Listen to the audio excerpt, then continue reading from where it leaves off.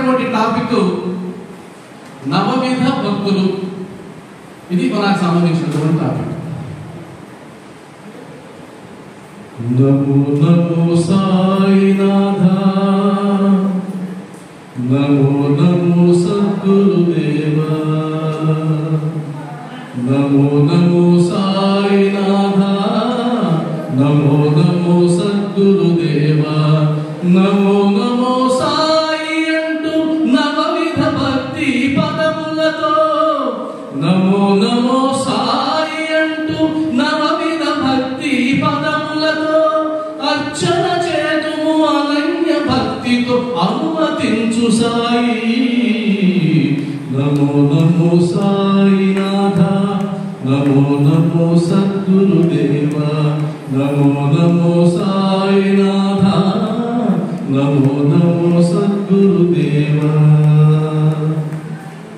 మనసుకు పట్టిన మాలిన్యమును ప్రక్షాళనము చేయుటకు, మనసుకు పట్టిన మాలిన్యమును ప్రక్షాళనము చేయుటకు తన్మయులై నీ నామస్మరణలో తత్పరదాస్యము పొందిరి.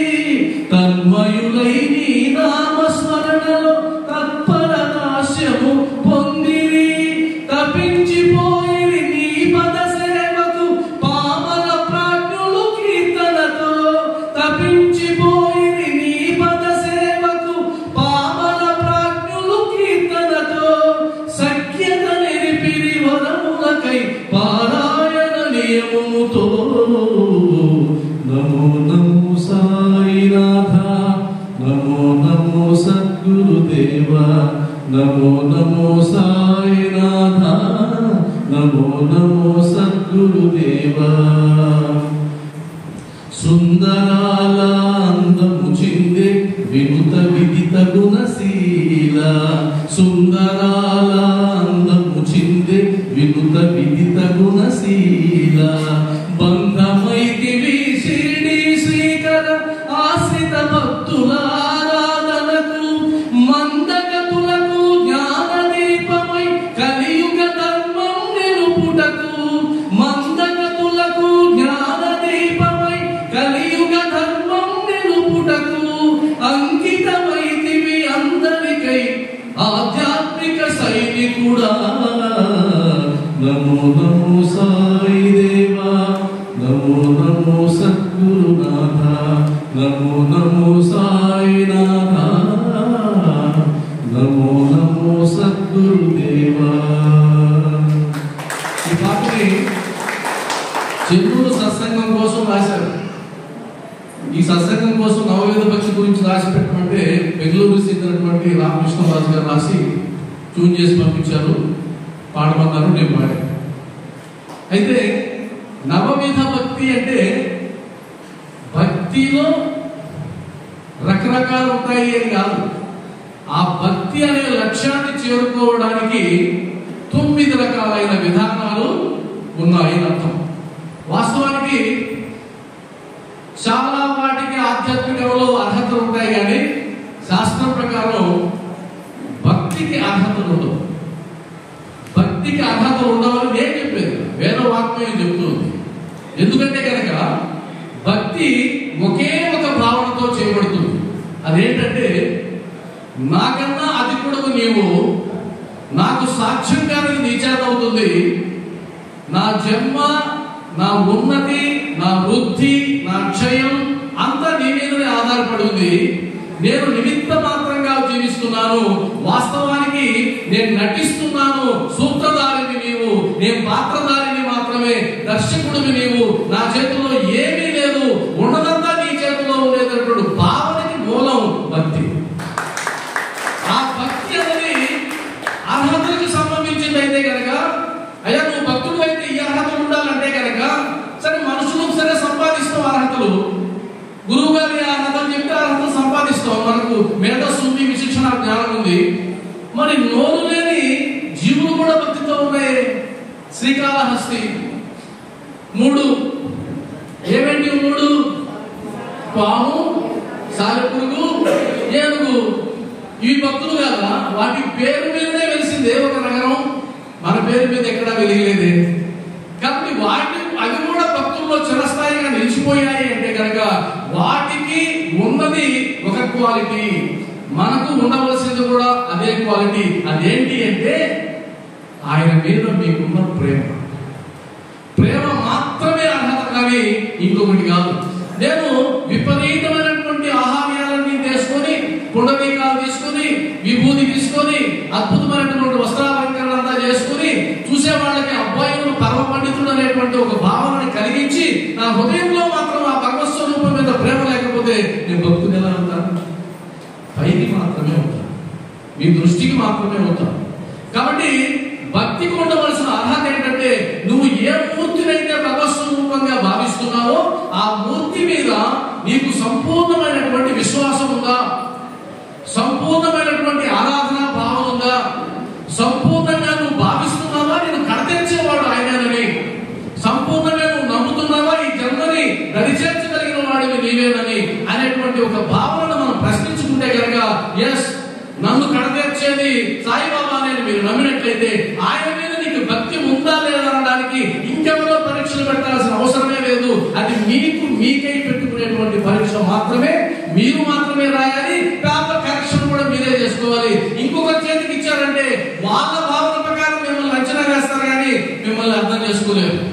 నేను ఒకసారి మహాసమాధి ఘట్టానికి వెళ్ళినప్పుడు ఆత్మకూరులో అందరూ సత్సంగం చెప్తున్నాను. అక్కడి నుంచి ఒక పెద్ద ఆమె మధ్యలో లేచింది, సమాధి ఘట్టం చెప్తున్నాను. నేను అనుకున్నాను ఈమెకు ఇంటి మీద గాలి వెళ్ళినట్టుంది, ఇంత అద్భుతంగా సత్సంగం జరుగుతుంది, ఈ లేచి ఎక్కడికి పోతే ఇంటికి టీవీ చూస్తుందేమో, ఇంత పిచ్చిగా మారిపోయారు ముసలి వాళ్ళు అనుకుని నేను మనసులో తిట్టుకుంటూ ఆమె గమనిస్తూ ఉన్నా. ఆమె లేచింది, బాబా దగ్గరికి పోయింది. నేను మళ్ళీ గమనించడానికి సత్సంగంలోకి వెళ్ళిపోయాను. సత్సంగం అయిన తర్వాత నేను బాబా దర్శనానికి వెళ్తే ఆమె బాబాని ఇలా పట్టుకోవడం గట్టిగా విడిచిపెట్టు, ఏడుస్తూ ఉంది పెద్దగా. నాయన ఎందుకు చనిపోయినావు, నాయన ఎందుకు సమాధి అయిపోయినావు, ఈ బిడ్డను ఏం చేయాలనుకుంటున్నావు అని 80 ఏళ్ళ ముద్దులాలు ఏడుస్తూ ఉంది, పెద్దగా ఏడుస్తూ ఉంది. ఆయన పాదాలు విడిచిపెట్టడంలే. అదే భక్తి, నేను ప్రదర్శించేదా భక్తి. కాబట్టి ఆమెకి ఏం అర్హత కావాలి? ఆమె సచ్చరిత్ర చదవలేదు, ఆమె షిరిడీకి వెళ్ళలేదు, సత్సంగాలు కూడా వెళ్ళలేదు, కానీ నిర్మలమైనటువంటి భక్తి భావన ఆమెకు ఉంది. కాబట్టి నా ఉద్దేశంలో ఆమె మాత్రమే భక్తికి అర్హురాలు, కానీ మనం అని చెప్పుకోవడానికి నేనైతే ఒప్పుకోను. కాబట్టి భక్తికి అర్హత ఏంటి అంటే నీ హృదయ స్పందన, ఆ మూర్తి మీద నీకున్నటువంటి ప్రేమ భావన, నీ విశ్వాసం, ఇది ప్రాథమికమైనటువంటి అంచనా. ఆ తర్వాత నువ్వు మార్చుకుంటే నువ్వు ఏ స్థాయికైనా వెళ్ళేటువంటి అవకాశం ఉంది. సాయి సచ్చరిత్ర 21వ అధ్యాయంలో నవవిధ భక్తి అనేటువంటి అంశం ఎక్కడ వస్తుంది అంటే అనంతరావు పాటంకర్ అనేటువంటి ఒక భక్తుని నిమిత్తంగా చేసుకుని నవవిధ భక్తిని చెప్పడం జరుగుతుంది. అనంతరావు పాటంకర్ అనేటువంటి భక్తుడు బాబా దగ్గరకు వస్తాడు. బాబా దగ్గరికి వచ్చిన వాళ్ళందరూ ఏదో ఒక కోరికతో వస్తారు. కొంతమందికి డబ్బు, కొంతమందికి ఆరోగ్యం, కొంతమందికి మనశ్శాంతి, రకరకాల కోరికలు. ఈయన కాస్త జ్ఞాని డబ్బు కోరుకుంటాడా? అవన్నీ దాటి వచ్చాడు. కాబట్టి ఈయన తన సమస్యను బాబా చెప్తున్నాడు. బాబా, నేను ఎక్కువగా చదివి తిని, సచరిత్రలో ఉన్న సంక్షిప్త యాసలో మీకు వినిపిస్తాను. నేను ఎక్కువగా చదివి తిని వేదములను, వేదాంతములు అంటే ఉపనిషత్తులు, వేదాంతములను చదివి తిని అష్టాదశ పురాణములు వింటిని నా మనస్సులకు శాంతి కలుగుతలేదు. అంటే ఈయన అధ్యయనం చేశాడు, పురాణాలను చదివాడు, వాగ్మయం అంతా అవపోసన పెట్టాడు. కానీ ఆ వాగ్మయాన్ని అవపోసన పట్టడం ద్వారా ఏ స్థితికైతే చేరుకోవాలో ఆ శాంతి, పరమశాంతి, అది సాధించలేకపోతున్నాడు అని అంటూ ఇంకొక అద్భుతమైన మాట అంటాడు. కనుక నా పుస్తక జ్ఞానం అంతయు నిష్ప్రయోజనము చెప్పేశాడు. ఆయన సమస్య కోసం వచ్చి ఆయన ఆన్సర్ చెప్పేస్తున్నాడు. నా పుస్తక జ్ఞానం అంతయు నిష్ప్రయోజనము. పుస్తక జ్ఞానం అంటే సచరిత్రను చదివాను, 51 అధ్యాయాలు అవపోసన పెట్టాను. 51 అధ్యాయాల్లో బాబా వారు ఎక్కడ ఏమేమి చెప్పాడో కంఠస్థం చేసి చెప్పగలరు, అద్భుతంగా చెప్పగలరు. మీరు కావాలంటే పరీక్ష చేసుకోండి. నేను ఛాలెంజ్ చేశా. పుస్తక జ్ఞానం మీకు వచ్చింది, అక్కడ వరకే పరిమితం. దానితో పాటుగా నీకు అనుభవ జ్ఞానం రావాలి. అనుభవ జ్ఞానం అంటే బాబా వారు ఏదైతే చెప్పారో అది థియరీగా నువ్వు భావిస్తే అది నీ జీవితంలో ప్రాక్టికల్స్ చేసి ఆచరించి ఎస్ బాబా వారు చెప్పింది నిజం అని నువ్వు నిరూపించుకున్నట్లయితే అది అనుభవ జ్ఞానం కిందకి వస్తుంది. కాబట్టి ఆయన తేల్చుకున్నాడు, అయ్యా నేను పుస్తక జ్ఞానం అంతా సంపాదించాను కానీ నాకు నిష్ప్రయోజనం. పుస్తక జ్ఞానం లేని ఇందాక నేను చెప్పాను, సచ్చరిత్ర చదవని, భగవద్గీత చూడని, ఉపనిషత్తుల గురించి వినని, ఏమీ లేనటువంటి నిరాడంబర భక్తులు, ఏం తెలియదు వాళ్ళకి. బాబా వాళ్ళకే తెలుసు. బాబా దగ్గరికి వెళ్తారు, దండం పెడతారు, దండం ఎలా పెట్టాలో కూడా తెలియదు. మనం చెప్తాం సాష్టాంగం చెయ్యి అంటాం, ఆయనకి ఏమన్నీ తెలియదు. పడిపోవడమే, పడిపోతాడు అంతే. బాబా దగ్గరికి వచ్చి పడిపోతాడు. మనం అభిషేకం చేస్తాము అనేకమైనటువంటి సుగంధ ద్రవ్య పరిమళాలతో, ఆయన అభిషేకం చేస్తాడు తన వెచ్చటి కన్నీటితో. వెచ్చటి కన్నీటితో అభిషేకం చేస్తే బాబా వారు నీ సుగంధ ద్రవ్య పరిమళాలను తీసుకుంటాడా, ఆ వెచ్చటి కన్నీటిని తీసుకుంటాడా? కన్నీటిని తీసుకుంటాడు, పరవశించిపోతాడు. వీడురా నా భక్తుడు అంటాడు. కాబట్టి పుస్తక జ్ఞానము లేని నిరాడంబర భక్తులు నాకంటే స్టేట్మెంట్ ఇప్పిస్తున్నాడు జ్ఞాని దగ్గర, నాకంటే వేరయ్యే వాళ్ళు. కాబట్టి మనస్సు శాంతి పొందనిచో పుస్తక జ్ఞానం అంతయు వ్యర్థము. ఎప్పుడు మనస్సు శాంతి పొందుతుంది? ఏదైతే నువ్వు చదివావో ఇది నిజమా కాదా, నిజమా కాదా అనేటువంటి డోలాయమానం ఉంటుంది. ఆ డోలాయమానం ఎప్పుడు పోతుందంటే ఇది నిజమే అని నీ జీవితంలో అది ఆచరించినప్పుడు ఎస్ బాబా వారు చెప్పింది నిజమే. ఉదాహరణకి ఆయన 500 రూపాయలు 250 రూపాయలు జోబులో పెట్టుకున్నాడు. బాబా వారు 5 రూపాయలు అడిగితే ఇవ్వాల. అరే లోబిలా వాడు జ్ఞాని, వాడు లోబి టాంగా కట్టుకొని వచ్చాడు, బాబా దగ్గర నటించడానికి వచ్చాడు, బాబా సామాన్యుడా కనుక్కునేసాడు రా అని నువ్వు చదివావు. ఆ లోపత్తు నీకుందా లేదా చెక్ చేసుకో. నువ్వు ఇస్తున్నావు ధారాళంగా, నువ్వు ధారాళంగా ఇవ్వగలిగితే కనుక ఇప్పుడు అది నీకు అర్థమైంది. అలా నువ్వు ఇవ్వలేని పక్షం నీకు అర్థం కాలేదు. అది నీకు పుస్తక జ్ఞానం ఉంది, అనుభవ జ్ఞానం లేదు. కాబట్టి మీరు ఏ విషయంలో ఇందాక గురువు గారు కూడా చెప్పారు, ఎదుటి వ్యక్తిని విమర్శిస్తే నువ్వు అమేచ్ఛాన్ని తింటున్న వాడి వల్ల తిట్టాడు, నువ్వు విమర్శిస్తున్నావా లేదా చెక్ చేసుకో. విమర్శిస్తున్నాడు, విమర్శించకూడదు అని బాబా వారు చెప్పారు. కాబట్టి నా జీవితంలో ఎప్పుడు నేను ఎవరిని విమర్శించను, ఎదుటి వారి దోషాలు చూడను అంటే నీకు అనుభవ జ్ఞానం వచ్చేసింది. నువ్వు అందులోని సారాంశాన్ని గట్టిగా పట్టేశావు. అప్పుడు నీకు మనశ్శాంతి ఉంటుంది. అవునా? నేను అంటాను, నేను సత్సంగం చెప్తున్నాను అనుకోండి, ఉదాహరణ చెప్తున్నాను, నేను పాటించని ఒక విషయాన్ని మీతో చెబితే నా ఆందోళన అక్కడే ప్రారంభం అవుతుంది. అదే మనశ్శాంతి పోవడం అంటే. అదే నా వల్ల కావడం లేదే, నేనేమో దారుణంగా చెప్పేస్తున్నానే అనేటువంటి ఆ ఆలోచన ఏం చేస్తుందంటే నా మనశ్శాంతిని పోగొట్టేస్తుంది. దేవుడు ఉన్నాడు, బాబా ఉన్నాడని నేను చెప్తున్నా, కానీ నీ హృదయంలో మాత్రం ఉన్నాడా?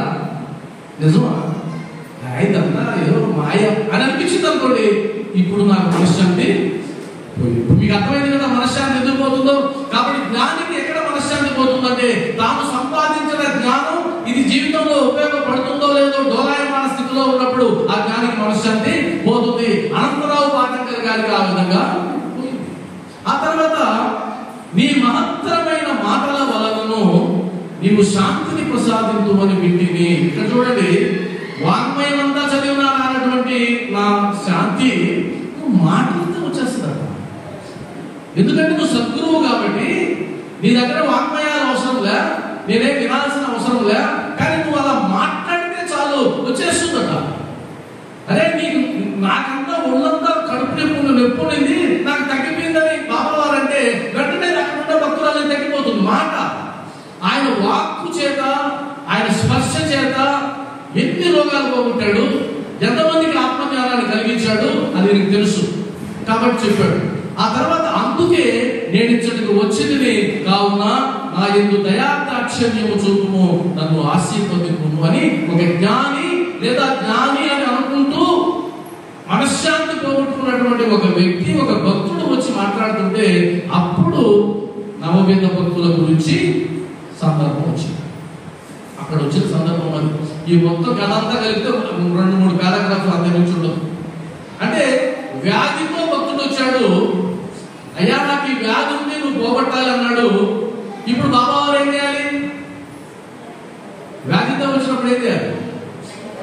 ఔషధాన్ని ఇయ్యాలి. ఔషధాన్ని ఒక సింపుల్ పారాగ్రాఫ్ లో బాబా ఇస్తారు. ఇంకెవరికి సాధ్యం కాదు, ఆయనకి మాత్రమే సాధ్యం అవుతుంది. ఆయన అన్నాడు, ఒకనాడు ఒక వర్తకుడు వచ్చాను. బాగా వినండి, మీరు చదువుకుంటారు కదా ఇది. అతని ముందు ఒక ఆడ గుర్రము లద్ది వేశాడు, అది 9 ఉండలుగా పడెను. జిజ్ఞాసుడైన ఆ వర్తకుడు పంచె కొంగు చాచి, మనం చీర కొంగు విన్నాం ఇక్కడ, పంచె కొంగు చాచి 9 ఉండలను అందులో పెట్టుకునేను. ఇట్లు అతడు మనసును కేంద్రీకరింపగలను చెప్పేసి. బాబా వారికి వచ్చే సమస్య ఏంటంటే ఎప్పుడు ఏది డైరెక్ట్గా చెప్పడు. మరి ఎందుకు చెప్పకూడదు? అది మనమే కనుక్కోవాలి. డైరెక్ట్గా చెప్పచ్చు కదా. ఆయన బోధ ఏది డైరెక్ట్గా ఉండదు. ఒకసారి ఒక భక్తుడు వస్తే బాబాని అడిగాడట, బాబా ఎన్నో రోజుల నుంచి మీ దర్శనం కోసం వచ్చాను, ఒక్కసారి మా ఇంటికి వచ్చి మా ఆతిథ్యాన్ని స్వీకరించవయ్యా, ఇది నా విన్నపం అని అడిగాడు. అలా 2-3 రోజులు అడిగిన తర్వాత ఒక రోజు బాబా వారు నేను తెలిసి, నేను వస్తాను మీ ఇంటికి అన్నాడు. అంతే, ఇది వెళ్ళిపోయినాడు భక్తుడు. భార్యతో చెప్పాడు, రేపు బాబా వారు మన ఇంటికి వస్తానన్నారు, కాబట్టి పంచ పరమాణాలు సిద్ధం చేయి, ఇల్లంతా అలికించు అని మొత్తం చేశాడు. మొత్తం చేసి వారి దగ్గర భార్య భర్త కూర్చొని ఉన్నారు. బాబా రాలా, 8 అవుతుంది, 9 అవుతుంది, రాలా. వీరు ఎదురు చూసేటప్పుడు ఒక కుష్ఠరోగి వచ్చింది. కుష్ఠరోగి వచ్చి చీము కారుతూ ఉంటే వచ్చి, అయ్యా ఏదైనా ఆకలిస్తుంది, ఏదైనా ఆహారం ఉంటే ఇస్తానంటే, పరిగిమాను కూడా మేము బాబా కోసం ఎదురు చూస్తుంటే నువ్వెందుకు వచ్చినావురా అని చెప్పి తిట్టి వెళ్ళకపోతే 4 దెబ్బలేసి పంపించేసి కూర్చున్నారు. బాబా రాజు ఎదురు చూసి వాళ్ళ పక్క రోజు మసీదుకి వెళ్ళి, బాబా ఎవరైనా వస్తానన్నావు, నీ కోసం ఎదురు చూసావంటే, అదే ఉన్నరాక నువ్వు కొట్టిన దెబ్బలకి నా ఒళ్ళంతా వాసిపోయింది, నేను వచ్చాను, నువ్వు నన్ను కనుక్కోలేకపోయినావు అంటే, ఎప్పుడు వచ్చావు బాబా? నీ ముందు చీము గారితో వచ్చినటువంటి కుష్ఠవ్యాధిగ్రస్తుడు ఎవడు? నేనే, నువ్వు కొట్టి పంపించావు నన్ను అని అన్నాడు. అప్పుడు అనుకున్నాడు, అదే పొరపాటు అయింది బాబా, ఇంకొక అవకాశం నాకు అంటే రేపు వస్తాను. అప్పుడు ఈయన అనుకున్నాడు, ఈ రోజు ఏ రూపంలో వచ్చినా పట్టేయాలి బాబా అని బాగా మళ్ళా పంచ పరమాణాలు చేసి కూర్చున్నారు ఎదురుగా. అప్పుడు ఏ పిచ్చిగాడు వస్తాడో చూద్దాం, ఏ కుష్ఠవ్యాధిగ్రస్తుడు వస్తాడో చూద్దాం అని వంటింట్లన్నీ పేర్చి వాళ్ళందరూ గుమ్మగా నిలబడుకుంటే పరిగెత్తుకుంటే కుక్కెళ్ళిపోయింది బాబా. అంతే, దుడ్డు తీసుకుని బాగా పడేసాడు. 4 బాధలు వేసిన తర్వాత అది ఏడ్చుకుంటూ వెళ్ళిపోయింది. చూశాడు రాలా.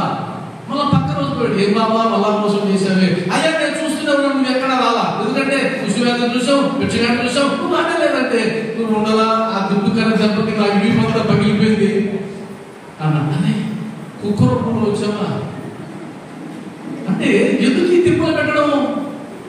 అయ్యా నేను మీరు ఇంటికి కుక్క రూపంలో వస్తాను చెప్పొచ్చు కదా, చెప్పడు. అదే సమస్య.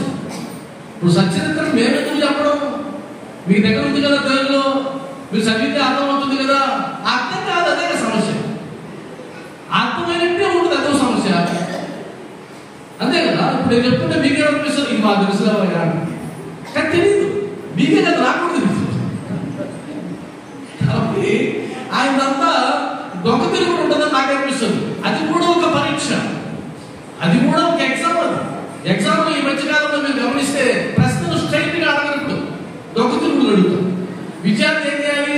ఆ స్ట్రైట్ గా లేనటువంటి ప్రశ్నలు అర్థం చేసుకుని రాయాలి. అది గొప్పతనం, ఇది మనకి పరీక్ష. అందువల్ల ఆయన వర్తకుడు వచ్చాడు, ఆడగుర్రం వచ్చింది, 9 లద్దెలు వేసింది, వర్తకుడు పంచి కొంగు పెట్టాడు, 9 ఉండలు తీసుకున్నాడు. మనసు కేంద్రీకృతం అయిందంటే వీడికి అర్థం కాదు. ఈ ఆడగుర్రం ఏంటి, లద్దెలేంటి, కర్మేంటి, నేను అడిగింది ఏంటి, ఆయన తిప్పేది ఏంటి అని చెప్పి ఆయన ఏమైనా వివరిస్తాడా? ఆయన ఊరుకుంటాడు. ఊరుకొని మనసులో నవ్వుకుంటాడు. చచ్చాడు, నేను అర్థం చేసుకుంటాడు. అప్పుడు ఆయన ఎవరు అడగాలో తెలియక దాదా కేంద్ర ఒక భక్తుడు ఉంటే ఆయన అడిగాడు. ఎక్స్పీరియన్స్ ఉన్న భక్తులు కదా వీళ్ళు. అప్పుడు ఆయన మొదలుపెట్టాడు. అయితే ఆయన మొదలుపెట్టింది ఉంది. అప్పుడు ఆయన 9 లద్దెలు అంటే ఆయన ఇది నవవిధ భక్తులు అని చెప్పే సందర్భంలో నవవిధ భక్తులు వస్తుంది. కాబట్టి నవవిధ భక్తులు అనగానే శ్రీ భాగవతం 7వ స్కంధంలో ప్రహ్లాదుడు మాట్లాడినటువంటి శ్లోకం అది. ఒకసారి అందరం అందామా? ఆకలి కూడా తగ్గుతుంది. శ్రవణం కీర్తనం విష్ణోః శ్రవణం కీర్తనం విష్ణోః స్మరణం పాదసేవనం శ్రవణం కీర్తనం విష్ణోః స్మరణం పాదసేవనం అర్చనం వందనం దాస్యం బుద్ధిగట్టిగా అర్చనం వందనం దాస్యం సఖ్యమాత్మ నివేదనం. ఇది చెప్పాడు. అంటే ప్రహ్లాదుడు ఆయన కారణజన్ముడు తెలుసు కదా, హిరణ్యకశిపుడిని సంహరించడానికి పుట్టాడు. పుట్టినప్పటి నుంచి శత్రువు పుట్టాడు ఇంట్లో. ఆయన ఏమనుకున్నాడు, వీడికి విద్యాబుద్ధులు నేర్పిస్తే కాస్త లోకజ్ఞానం వస్తుందని పంపించాడు శుక్రాచార్య కొడుకుల దగ్గరికి. గురువులు వాళ్ళు చెప్పింది తప్ప మిగతా అన్ని నేర్చుకున్నాడు. ఈయన వాళ్ళు చెప్పిన చదువులు ఏమి నేర్చుకోవాలి. ఆ తర్వాత తీసుకొచ్చారు, ఆయన చెప్పు నాన్నగారికి మాకు మంచి కానుకలు ఇస్తాడు అంటే ఆయన వదిలిపెట్టాడు. ఏం నేర్చుకున్నావు అంటే అది ఎంత గొప్పవాడో నేర్చుకున్నా, నారాయణ మంత్రం ఎంత గొప్పదో నేర్చుకున్నా, చదువులే కాదు తండ్రి గారు చదువుల్లో మర్మమంతా చదివేసినానని చెప్పినాడు. కాబట్టి భక్తిలో ఈ రీతిలో కొలిచినట్లయితే నారాయణుని సులభంగా తెలుసుకోవచ్చు నేర్చుకున్నానంటే ఆయన తలకాయ పట్టుకుంటాడు. ఇది ఎక్కడ గొడవరా, ఈ చెప్పింది ఏంటి, నువ్వు చేసేది ఏంటి అనే ఆ సందర్భం మనకు అవసరం లేదు, దాని గురించి చెప్తాను. కాబట్టి ఇప్పుడు దానిని మనం ఎలా అన్వయించుకోవాలనేదే సమస్య. ఇందులో 9 భక్తి రీతులు విధానాలు. భక్తి అంటే ఒకటే, అంటే ఈ విధానంలో కొలిస్తేనే గొప్ప అనేది ఏం లేదు. కాబట్టి శాస్త్రం ఏం చెప్పింది, బాబావారు ఏం చెప్పాడో చెప్తుందాం. ఇక్కడ శ్రవణం సార్ గట్టిగా అందామా, కీర్తనం, స్మరణం, పాదసేవనం, అర్చనం, వందనం, దాస్యం, సఖ్యం, ఆత్మ నివేదనం. వీటిలో అన్ని మాట్లాడుకోలేము మనం, కొన్ని మాట్లాడతాం. శ్రవణం అంటే తెలుసు, ఉదాహరించి మొదలై మీరు ఆ హింస పడుతూనే ఉన్నారు. అంటే వినడం ఎంత కష్టమో ఇప్పుడు మీకు అర్థమైపోయింది. చెప్పడం చాలా సులభం, అందుకని పెద్దవాళ్ళు చాలా బాగా అన్నారు. నీతులు చెప్పడం చాలా సులభం, పాటించడం చాలా కష్టం. సత్సంగం చెప్పడం చాలా సులభం, వినడం చెవుల్లోంచి రక్తం వస్తుంది కొంతమందికి. శ్రవణం అనేది ఒక విధానం అయితే మనకున్నటువంటి వేదవాక్మయం అంతా కూడా శ్రవణం ద్వారా వచ్చిందే. మహర్షులు విని శిష్యులకి చెబితే వాళ్ళు విని నేర్చుకున్నారు. గ్రంథాలు లేవు, అసలు ఆశ్చర్యపోతారు. వేదవాక్మయం అంతా అన్ని వేల శ్లోకాలు, 1,00,000 శ్లోకాల మహాభారతం, 24,000 శ్లోకాల రామాయణము, 970 శ్లోకాల ఉద్ధవ గీత, 970 శ్లోకాలు ఉద్ధవ గీత, భగవద్గీత 700 శ్లోకాలు. స్క్రిప్ట్ లేకుండా గురువు చెబితే విని ధారణ చేసి అలా చెప్పాలి. మనమైతే 2 చేతులు ఎత్తేస్తాం, ఏ గీత వద్దు, నా రాత ఎట్టుంటే ధరని అంటే మనం గుర్తుండదు. ఇప్పుడు చెప్పింది వాళ్ళ గుర్తుండదు.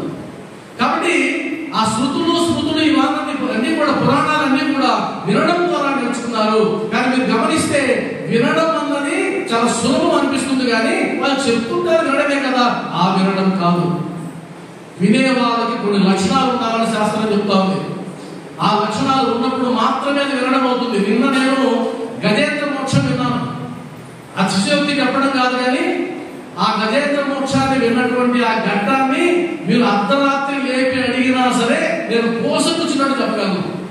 ఎందుకంటే అక్కడ చదివేటువంటి ఆ క్షీరసాగర మదనం, ఆ త్రికూట పర్వతం, ఆ మొసలి, మేరుగు, దాని ఐరావతం, ఇవన్నీ నా కళ్ళ ముందు కనిపిస్తూ ఒక సినిమా లాగా జరిగిపోతే నేను ఎంత మర్చిపోతా ఇంకా. కాబట్టి శ్రవణంలో ఒక సూత్రం చెప్తా, చాలా ఉన్నాయి, టైం లేదు కాబట్టి. మీరు శ్రవణం చేసుకుంటే కనుక మనకు 3 కాలాలు ఉన్నాయి కదా, భూతకాలం, వర్తమాన కాలం, భవిష్యత్ కాలం. కానీ శ్రవణం చేసేవాడికి ఒకే ఒక కాలం, పోయే కాలం కాదు, ఒకే ఒక కాలం, వర్తమాన కాలం. ఇందాక గురువు గారు చెప్పారు, వేప చెట్టు, మామిడి చెట్టు, మర్రి చెట్టు. మీరు ఆ పదాలు వింటే కనుక మర్చిపోతారు. వేప చెట్టు అనగానే వేప చెట్టు మీకు కనిపించి ఆ వేప చెట్టు కింద బాబా వాళ్ళని మీరు చూసి ఉండగలిగితే కనుక మామిడి చెట్టు మీకు కనిపించి కనిపించి, ఆ మామిడి చెట్టు ఆకులు కనిపించి, ఆ కాయలు కనిపించి, కింద బాబావారు కనిపిస్తే మర్రి చెట్టు మీకు కనిపించుంటే కనుక మీరు జీవితంలో మర్చిపోతారు. పదాలు మర్చిపోతాం, చిత్రాలు మర్చిపోతాం. కాబట్టి వర్తమానంలో ఉండాలి. అంటే ఏ పని చేస్తుంటే ఆ పని మీదనే ఉండడం గొప్ప అలవాటు కదా. మనకు అలవాటు లేదు, అది వేరే విషయం. మనం అద్భుతమైనటువంటి చాకచక్యం కలిగిన వాళ్ళం, మల్టీ టాలెంటెడ్ పర్సన్స్ మనం. అంటే మనం ఏకకాలంలో చాలా పనులు చేస్తాం. ఏకకాలంలో అన్నం తింటాం, ఏకకాలంలో టీవీ చూస్తాం కదా. ఎవరి వల్ల అవుతుంది? అది మన వల్ల మాత్రమే అవుతుంది. కాబట్టి ఏకకాలంలో సత్సంగం వింటాం, ఏకకాలంలో ఇంట్లో విషయాలను గుర్తు తెచ్చుకుంటూ ఉంటాం. ఇంకా ఆపలేదేమి, ఇంకా ఆపలేదేమి అనేటువంటి ఒక తర్కం కూడా జరిగిపోతూ ఉంటుంది. ఇది శ్రవణం కాదు. కాబట్టి చెవిలో నుంచి ప్రవేశించి ఈ చెవిలో నుంచి వెళ్ళిపోతే శ్రవణం అవునా కాదా? మరి ఏం కావాలి? చెవిలో నుంచి ఎప్పుడో ఎడమ ఇష్టం, మీకు ఏది సౌలభ్యం ఉంటే అది. మళ్ళీ అక్కడ కూడా శాస్త్రం వెతికి కుడి చెవి ఎడమ చెవి చెప్పలేదండి. కాబట్టి ఏదో ఒక చెవిలోంచి విని విన్నదాన్ని ఆ చెవిలోంచి పంపకుండా మరలా అలా రొంపు చర్మ తీసుకొని హృదయంలోకి వెళ్ళాలి. అలా హృదయంలోకి వెళ్ళిన తర్వాత అది నీకు మనసా వాచ కర్మన నిలబడిపోతే, లేదా శ్రవణం మరణం నిధిధ్యాసనం అయిపోతే, విన్నాము, విన్నదాన్ని మననం చేశాము, మననం చేసిన దాన్ని అభ్యాసం చేశాము అంటే దట్ ఈజ్ శ్రవణం. అలా మీరు శ్రవణం చేయగలిగితే సచ్చరిత్రని 108 సార్లు పారాయణ చేయాల్సిన అగత్యం లేదు. నేను స్టేజ్ మీద నుంచి చెప్తున్నా ధైర్యంగా. ఒక సినిమాని ఒకసారి చూసినప్పుడు ఆనందంగా చూస్తారు, అదే సినిమాని రెండోసారి చూస్తే బోర్ ఫీల్ అవుతారా లేదా? అదే సినిమాని రెండోసారి కట్టేసేసినా కూడా చూడరు. అయితే ఇది భగవద్గీత, అది వేరు, నేను దాని గురించి మాట్లాడటం లేదు. కానీ మీరు చదివే విధానం, వినే విధానం కనుక నేర్చుకుంటే శాస్త్రీయంగా కనుక అంత ఎఫెక్ట్ అవసరం లేదు. ఒకవేళ కనుక ఈరోజు శాస్త్రీయ విజ్ఞానం ఏం చెప్తుందంటే, ఒక విషయం మీద 10,000 గంటల కనుక నువ్వు ఖర్చు పెట్టినట్లయితే ప్రపంచంలో ఉన్న 7 మేధావులలో నువ్వు ఒక మేధావు అవుతావు. దానికి సంబంధించి ఒక ఉదాహరణ చూపించమంటే, మన ఎదురుగా ఇంతకు ముందే స్టేజీ మీద కూర్చున్నారు సుబ్రహ్మణ్యం రెడ్డి గారు. ఆయన కొన్ని సంవత్సరాల నుంచి 10,000 గంటలు పైనే సచరిత్ర మీద ఖర్చు పెట్టి ఈరోజు కళ్ళు మూసుకొని చెప్పగలడు. దానికి సంబంధించినటువంటి పూర్తి అథెంటిక్ నాలెడ్జ్ ఆయనకి. అది ఎలా వచ్చింది? అంతకుముందు మాట్లాడారు సాయిదాస్ గురువు గారు. అంటే ఇది భజన కాదు, ఆయన గురించి చెప్పకపోతే ఇంటిలో అవుతాడని చెప్పడం కాదు. ఆయన మన గురువు గారుగా మేము తీసుకున్నామంటే అర్థం ఏంటంటే, ఆయన అన్ని పురాణాలు అన్ని చదివి అవపోసన పెట్టి సాయి భాగవతం అని రాసినటువంటి మహనీయుడు. ఆయన సామాన్యంగా ఆయన చెప్పుకోడు బయట. సాయి భాగవతం 3 వాల్యూమ్స్ రాశాడు. ఎందుకని? 10,000 గంటలకు పైన మీరు శ్రమించారు కాబట్టి ఆ స్థాయి వాళ్ళకి వచ్చింది. మీకైనా అదే స్థాయి, నాకైనా అదే స్థాయి, ఒక పామరుడికైనా అదే స్థాయి. శ్రవణానికి మీరు అందరూ తెలిసినటువంటి ఎగ్జాంపుల్, శ్రవణంకి ఎవరంటే ఎగ్జాంపుల్ అంటే పరీక్షిత్ మహారాజు అని చెప్తాం. పరీక్షిత్ మహారాజు నేను తరించాలి అంటే తన తండ్రి మెడలో చచ్చిపోయినటువంటి పామును వేసినటువంటి కారణంగా తపస్సు చేస్తున్నటువంటి తన తండ్రి మెడలో పరీక్షిత్ మహారాజు ఏదో ఒక గుణంతో, ఏదో ఒక రజోగుణంతో, ఏదో ఒక రూపంలో చచ్చిపోయినటువంటి పెద్ద కథ సింపుల్ గా చెప్తున్నా, చనిపోయినటువంటి ఆ పాము యొక్క చర్మాన్ని ఆయన మెడలో వేసి వెళ్ళిపోతే ఆ దృశ్యాన్ని విన్నటువంటి ఆయన కుమారుడు శృంగి కోప్పడి శపిస్తాడు. ఎవరైతే ఈ పని చేశాడో వాడు 7 రోజుల్లో చనిపోతాడు. తెలిసిపోతుంది రాజుగారికి. ఆయనే చెప్తాడు, మహర్షి తప్పు చేసేవరా రాజు మనం శపించకూడదు, నువ్వే ఇది చెప్పిరా అని చెప్తే వెళ్తారు. ఆ తర్వాత 7 రోజుల్లో తరించాలంటే ఏం చేయాలో ఉపాయం అడిగితే మునుల్ని అప్పుడే సుఖ మహర్షి వస్తే ఆ సుఖ మహాముని చేత 7 రోజుల్లో భాగవత శ్రవణం చేస్తాడు, ఆయన తరించిపోతాడు. ఇది అందరం తెలిసినటువంటిదే కదా. అలాంటివి ఇంకొక 2-3 ఉన్నాయి. నారదుడు వారు మనందరికీ తెలుసు కదా. నారదుడి కంటే భక్తుడు చెప్పగలమా? నారదుడి కంటే జ్ఞాని చెప్పగలమా? నారదుడి కంటే భక్తుడు లేడు, నారదుడి కంటే జ్ఞాని లేడు. ఆ నారదుడికి ఆ స్థాయి ఎక్కడి నుంచి వచ్చింది అని అంటే, భాగవతంలో చెప్పబడినటువంటి ఆ పూర్వ కథ ఏంటంటే, ఆయన పూర్వ జన్మలో ఒక దాసీ కొడుకు ఆయన ఒక ఇంట్లో పాచి పని చేసుకునేటువంటి ఒక ఆమె కొడుకు. ఆ ఇంటికి, ఆ గృహస్థుల ఇంటికి భాగవతులు వస్తే, ఆ భాగవతులకి ఆతిథ్యం ఇస్తే ఆ ఇంటి వారు గృహ యజమాని గృహస్థు ఆ భాగవతులు కథలు చెప్పుకుంటూ ఉంటే ఆ కథల్ని వినేవాడు చేసి ఆ తర్వాత కొద్ది కాలానికి వాళ్ళ అమ్మగారు చనిపోతే ఇతను విరక్తి చెంది అతి చిన్న వయసులో అడుగుబాట పెడితే అక్కడ నారాయణ ప్రత్యక్షమైతే అప్పుడు ఆయనకి ఇచ్చినటువంటి వరం మరో మనోకల్పంలో నువ్వు జ్ఞాని అవుతావు, నారదుడు అవుతావు. అంటే వినడం ద్వారా ఆయన దాన్ని సంపాదించాడు. అందువల్ల చాలా ఉన్నాయి. ఎలా వినాలి? మనకు సాయిబాబాకు సంబంధించినటువంటి అధ్యాయంలో ఉంది. తద్విత్తి ప్రణిపాతేన పరిప్రశ్నేన సేవయ ఉపదేక్షంతితే జ్ఞానం జ్ఞానిన తత్వదర్శన. ఎవరి ద్వారా వినాలి? ఎవరైతే నీకు సద్గురువు అవుతారో, ఎవరైతే జ్ఞానాన్ని బోధించగలరో అలాంటి జ్ఞాని వద్దకు వెళ్ళి నువ్వు పరిప్రశ్న చేసి, నువ్వు సేవ చేసి, సాష్టాంగ నమస్కారం చేసి ఆయన అనుగ్రహాన్ని పొందడం ద్వారా వచ్చినటువంటి జ్ఞానాన్ని విని తరించు. శ్రీ సాయి సచరిత్ర 2వ అధ్యాయంలో ఒక చిన్న మాట చెప్పి శ్రవణాన్ని ముగిస్తారు. శ్రీ సాయి బాబా నీతి బోధకముకు కథలు మిక్కిలి ఆశ్చర్యమును కలుగజేయును. సాయిబాబా నీతి బోధకముకు కథలు మిక్కిలి ఆశ్చర్యమును కలుగజేయును. అవి మనో వికలత చెందిన వారికి, విచారగ్రస్తులకు శాంతి సమకూర్చి ఆనందము కలుగజేయును. ఇక్కడ శాంతి సమకూర్చేది ఏమి చెప్పాడు? నా కథలు. అనంతరావు పాఠకులు అడిగింది ఏంటి? శాంతి కావాలి. అదే కదా అడిగింది. శాంతి కావాలని 21వ అధ్యాయంలో అడిగాడు, 2వ అధ్యాయంలోనే ఆన్సర్ ఇచ్చాడు. నీకు శాంతి రావాలంటే నా కథలు విను. విను అంటే అర్థం శ్రవణం చెయ్యి, శ్రవణం చెయ్యి అని చెప్పేశాడు. కాబట్టి ఇహపరములకు కావలసిన జ్ఞానమును, బుద్ధిని ఆ శ్రవణం ద్వారా నువ్వు సంపాదించవచ్చు. ఆ శ్రవణం ఏం చేయాలి? బాబా వారి బోధనల్ని వినాలి. అర్థమైంది కదా? అయితే నేను చదువుతున్నానండి, ఆ చదవడం కూడా వినడం కాదా? అవుతుంది, అది కూడా అవుతుంది. దానికి సంబంధించినటువంటి పక్కన పెడదాం, ఎందుకంటే ఇది పెద్ద టాపిక్. చివరిలోకి వచ్చింది కాబట్టి షార్ట్ కట్ చేస్తూ పోతున్నాం. కాబట్టి శ్రవణం వర్తమానంలో చేయాలి, చెవిలోకి రావాలి, హృదయంలోకి పోవాలి. ఇంతవరకు అర్థమైందా? శ్రవణం ద్వారా తరించిన వాళ్ళు పరిషత్ మహారాజు, 2 నారదుడు, తర్వాత 2వది కీర్తనం. సింపుల్ గా చెప్తాం.